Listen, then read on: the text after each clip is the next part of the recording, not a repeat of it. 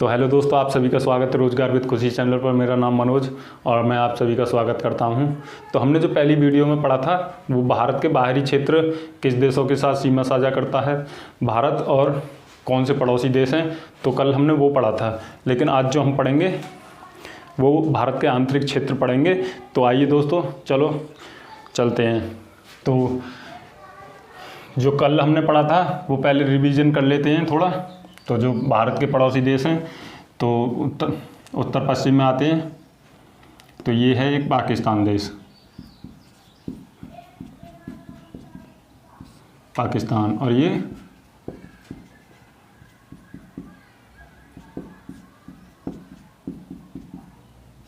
अफगानिस्तान, और ये नेपाल, और ये भूटान, और ये चीन, और ये चीन का जो नीचे वाला भाग है वो तिब्बत। और हमने यहाँ पढ़ा था कल म्यांमार, और यहाँ पढ़ा था हमने बांग्लादेश। म्यांमार को बर्मा के नाम से भी जाना जाता था पहले, और जो बांग्लादेश है ये पहले पाकिस्तान का हिस्सा हुआ करता था। और पहले ये भारत का हिस्सा हुआ करता था, लेकिन आज़ादी के बाद ये पाकिस्तान का हिस्सा हुआ करता था। फिर ये पाकिस्तान का जो पूर्वी पाकिस्तान के नाम से जाना गया, लेकिन वर्तमान में से पाकिस्तान को बांग्लादेश के नाम से जानते हैं। और जो ये पढ़ा था हमने श्रीलंका, और ये जो पढ़ा था हमने मालदीव। चलो देखते हैं दोस्तों। तो ये जो घाटी है हमारी, ये है बंगाल की खाड़ी, बंगाल की खाड़ी। और इधर जो साइड में पड़ती है वो कौन सी है, वो है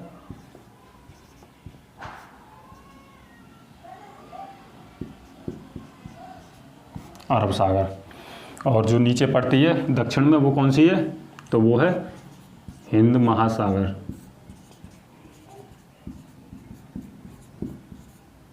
हिंद महासागर। तो देखते हैं दोस्तों। तो जो हमने देखा था, तो जो इन दो देशों के जो बीच थी वो थी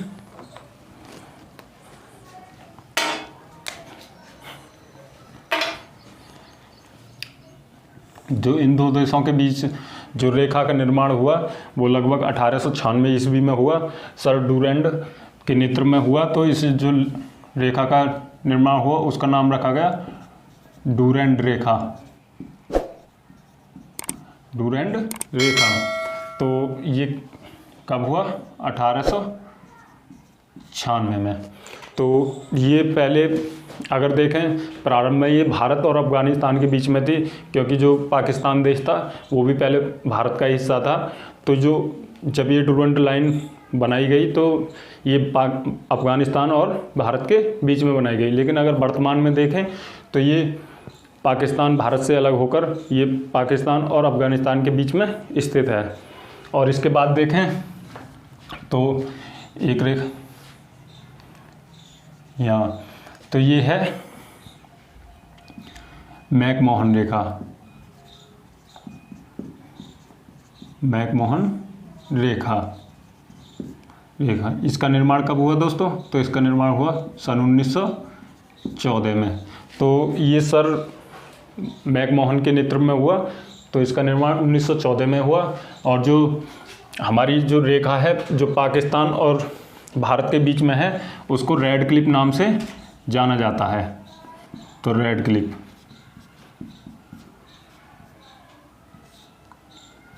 रेड क्लिफ रेखा, रेड क्लिफ रेखा के नाम से जाना जाता है। और ये कब निर्माण हुआ, तो ये 1947 में हुआ। जब भारत आज़ाद हुआ था तो उसी टाइम पर पाकिस्तान भी अलग देश बना था। तो उसी 15 अगस्त 1947 के टाइम पर सर रेड क्लिफ सर ने एक रेखा का निर्माण किया और वो थी रेडक्लिफ रेखा। और इसके बाद में देखें यहाँ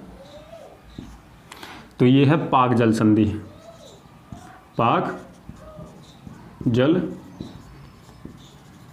संधि। पाक जल संधि जो मन्नार की खाड़ी में स्थित है और ये श्रीलंका और भारत के बीच में है। और इसके बाद देखें तो जो भारत का दक्षिण उत्तरी जो पॉइंट है, जो उत्तरी पॉइंट है, जो फिलहाल वर्तमान में अगर देखें तो वो लद्दाख एक केंद्र शासित प्रदेश में स्थित है। और जो पहले प्रारंभ में कहाँ था ये, तो पहले प्रारंभ में था ये जम्मू कश्मीर में, लेकिन वर्तमान में अगर देखें तो जम्मू कश्मीर से एक अलग राज्य केंद्र शासित प्रदेश बना है लद्दाख। तो ये वर्तमान में कहाँ पड़ता है, लद्दाख में। अगर लद्दाख में देखें तो कौन सा पॉइंट है ये, तो इसका नाम है इंदिरा कौल। अगर दक्षिण में पश्चिम में देखें तो पश्चिम में एक यहाँ है गुजरात में सरक्रिक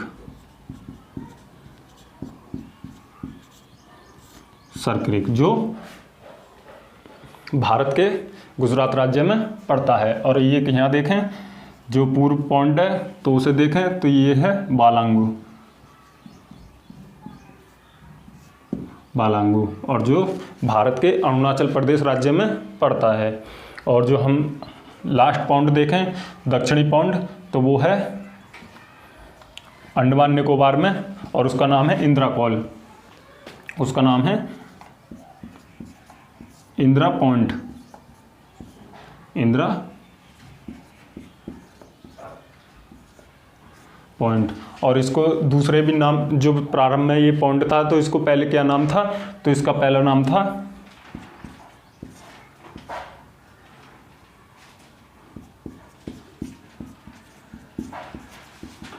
पिगमिलियन पॉइंट। तो पहले जो पॉइंट था इसका नाम था पिगमिलियन पॉइंट। तो हम देखते हैं जो भारत का मानक समय है, जो भारत का समय निर्धारित होता है, तो पहले हम उसको देखते हैं जो भारत का समय निर्धारित होता है। क्योंकि हम जानते हैं दोस्तों जो भारत है वो उत्तरी गोलार्ध में स्थित है, उत्तरी गोलार्ध में स्थित है। तो अगर हम देखें तो जो ये वाला पॉइंट है, अगर पहले नीचे वाले को देखें तो अगर इसके अलावा यहाँ देखें भारत में लास्ट पॉइंट क्या है, तो वो है तमिलनाडु का कन्याकुमारी। और अगर इस वाले पॉइंट को देखें तो जो भारत का मानक समय निर्धारित होता है तो वो होता है यहाँ है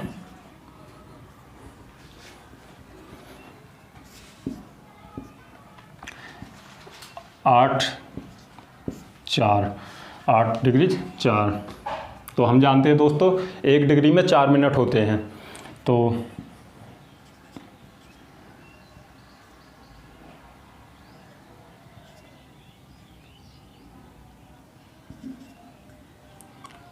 सैंतीस 8 और ये 68 7 और ये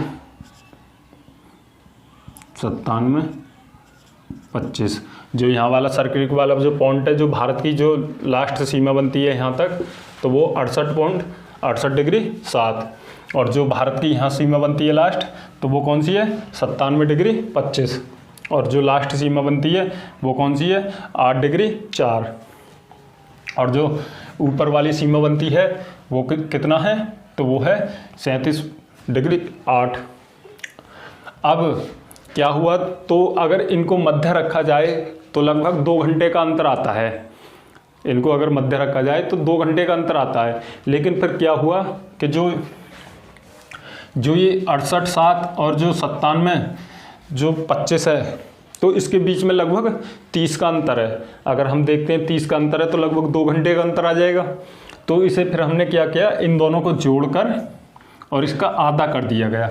इन दोनों को जोड़कर इनका आधा कर दिया, तो एक रेखा फिर 82.5 डिग्री बनती है। कितनी बनती है दोस्तों 82.5 डिग्री, जो भारत के 5 राज्यों से होकर गुजरती है। तो अगर हम देखें तो ये कितनी है 82.5 डिग्री, जो भारत के कितने 5 राज्यों से होकर गुजरती है। अगर हम देखें तो ये लगभग पहले किससे गुजरती है, तो ये गुजरती है एक यूपी से। तो हम इन्हें याद करेंगे दोस्तों। पहले गुजरती है यूपी से उत्तर प्रदेश, फिर मध्य प्रदेश, फिर छत्तीसगढ़, और फिर उड़ीसा, और फिर आंध्र प्रदेश। तो इसमें हम याद करेंगे पहला यूपी, फिर मध्य प्रदेश, और फिर छत्तीसगढ़, और फिर उड़ीसा, और फिर आंध्र प्रदेश। तो इसमें तीन तो यूपी, एमपी और एपी, तीन ये हो गए, तो एक छत्तीसगढ़ और एक उड़ीसा। तो ये जो मानक समय रेखा है ये भारत के 5 राज्यों से होकर गुजरती है। तो जो भारत का मानक समय संचालित होता है, तो पहले वो पॉइंट देखेंगे दोस्तों। तो जो यूपी में प्रयागराज है, जो यूपी में प्रयागराज है, तो पहले प्रयागराज देखेंगे।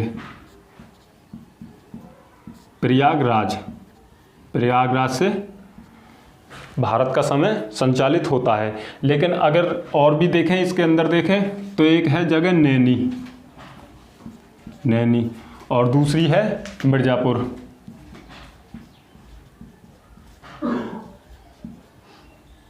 मिर्ज़ापुर। तो दोस्तों अगर क्वेश्चन में आते हैं ये तीनों, तो तीनों अगर ये क्वेश्चन में तीनों पॉइंट आते हैं, तो इनमें सबसे ज़्यादा जो महत्वपूर्ण है वो है मिर्ज़ापुर। और अगर एक आता है तो वो दोस्तों आप टिक कर ही दोगे। तो सबसे पहले देखते हैं। तो ये तो हमें पता चल गया कि भारत का जो मानक समय है वो कहाँ से निर्धारित होता है, तो वो मिर्ज़ापुर या नैनी या प्रयागराज से निर्धारित होता है। लेकिन अगर हम देखें तो ये ग्रीनविच से लगभग 5.5 घंटे आगे है। और अगर हम यहाँ देखें तो एक रेखा जाती है जिसे हम कहते हैं कर्क रेखा। तो कर्क रेखा भारत के 8 राज्यों से होकर गुजरती है। कर्क रेखा भारत के 8 राज्यों से होकर गुजरती है। तो कुछ दोस्तों को इन्हें याद करने में दिक्कत होती है, ट्रिक यूज करते हैं। तो आज जो हम करवाएंगे वो एक बेहतर तरीके से और अच्छी समझ से, ट्रिक नहीं तो बल्कि समझ से ही याद करवाएंगे। तो लगभग 2-2 के कॉलम बनाएंगे और याद करेंगे। चलो दोस्तों आइए। तो ये जो है पहला जो पड़ता है ये है राजस्थान, राजस्थान। और इसके बाद जो ये पड़ता है ये है गुजरात, इसके बाद राजस्थान। तो 2 का बनाएंगे कॉलम, गुजरात, राजस्थान। और फिर इसके बाद आते हैं तो इसके बाद पड़ता है एक मध्य प्रदेश, और फिर छत्तीसगढ़, छत्तीसगढ़। इसके भी 2 बनाएंगे। ठीक है दोस्तों, गुजरात राज्य, गुजरात और राजस्थान, और मध्य प्रदेश और छत्तीसगढ़। और इसके बाद जो आएंगे झारखंड और पश्चिम बंगाल। तो दोस्तों गुजरात, राजस्थान, मध्य प्रदेश, छत्तीसगढ़ और झारखंड और पश्चिम बंगाल। और इसके बाद आएंगे तो फिर यहाँ एक है त्रिपुरा, त्रिपुरा, और एक है ये मिजोरम। तो दोस्तों याद करेंगे गुजरात और राजस्थान, मध्य प्रदेश और छत्तीसगढ़, और इसके बाद झारखंड और पश्चिम बंगाल, और त्रिपुरा और मिजोरम। तो ये दोस्तों याद हो गया होगा। तो एक इससे भी क्वेश्चन आ जाता है कर्क रेखा से कि भारत का वह कौन सा शहर है जिससे होकर कर्क रेखा गुजरती है। तो झारखंड की जो रांची है, झारखंड की जो राजधानी है रांची, झारखंड की जो राजधानी है रांची, वो कर्क रेखा पर स्थित है। तो इससे भी एक क्वेश्चन बन जाता है। तो दोस्तों इसे भी याद रखें। और अगर हम देखें नीचे आए तो जो यहाँ से और यहाँ तक की जो लंबाई है वो है लगभग 3214 किलोमीटर। और अगर यहाँ से यहाँ तक की देखें तो वो कितनी है, लगभग वो है 2933 किलोमीटर, 2933 किलोमीटर। अगर हम देखें यहाँ तो ये है मालदीव, सॉरी दोस्तों, लक्षद्वीप, लक्षद्वीप। और जो ये हमारा भारत का जो हिस्सा है, जो एक केंद्र शासित प्रदेश है, इसका नाम है अंडमान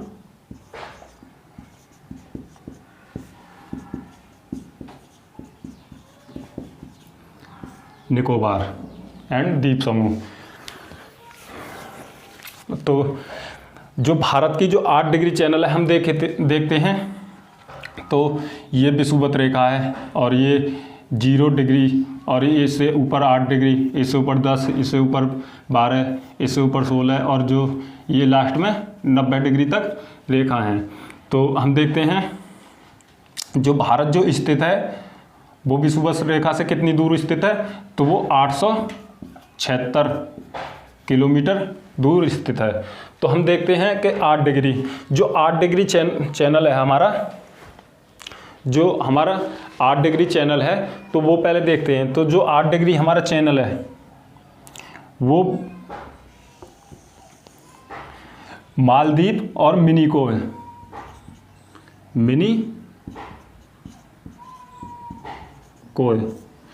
जो 8 डिग्री चैनल है हमारा वो कहाँ से गुजरता है, तो मालदीव और मिनिकोय के बीच से गुजरता है। तो ये भी क्वेश्चन आया हुआ है, इसलिए इसे भी रिवाइज करेंगे दोस्तों कि जो 8 डिग्री चैनल है वो किसके मध्य से गुजरता है, तो मालदीव और मिनिकोय के मध्य से गुजरता है। और एक है 9 डिग्री चैनल, तो ये है 9 डिग्री चैनल। तो ये 9 डिग्री भी चैनल याद रखेंगे दोस्तों, क्योंकि ये भी क्वेश्चन में पूछ लिया जाता है। तो 9 डिग्री चैनल किस किस के बीच से गुजरता है, तो लक्षद्वीप और मिनिकोय के बीच से गुजरता है। और इसके बाद देखें 10 डिग्री चैनल, 10 डिग्री चैनल, तो ये कहाँ से गुजरता है, तो ये अंडमान निकोबार को 2 बराबर भागों में बांटता है। तो ऊपर का भाग बड़ा और नीचे का भाग छोटा, तो बड़ा अंडमान निकोबार और छोटा अंडमान निकोबार। तो ये भारत जो 10 डिग्री चैनल है, ये भारत का जो क्षेत्र है अंडमान निकोबार, उसको 2 भागों में बांटता है। अगर इसके बाद देखें तो एक ये है इंडोनेशिया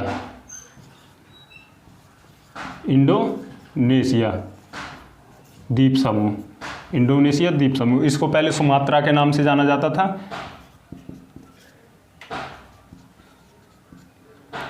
सुमात्रा के नाम से जाना जाता था। तो जो अंडमान निकोबार है और जो इंडोनेशिया द्वीप समूह है, उसको जो अलग जो करता है वो ग्रैंड चैनल अलग करता है। कौन सा दोस्तों, ग्रैंड चैनल। तो दोस्तों कौन सा अलग करता है, ग्रैंड चैनल।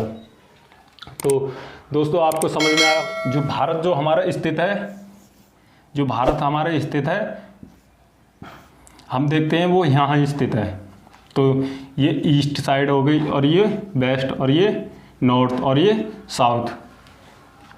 अगर हम देखें तो हमारा भारत कहाँ स्थित है, तो नॉर्थ ईस्ट में स्थित है, मतलब उत्तर पूर्व में भारत स्थित है। तो दोस्तों ये पिछली वीडियो में बताया नहीं था, तो इसलिए अब वीडियो में एडजस्ट किया है। तो दोस्तों आपको अगर वीडियो पसंद आए तो लाइक करें, शेयर करें, और अपने दोस्तों को शेयर भी करें और सब्सक्राइब भी करें। तो थैंक यू दोस्तों।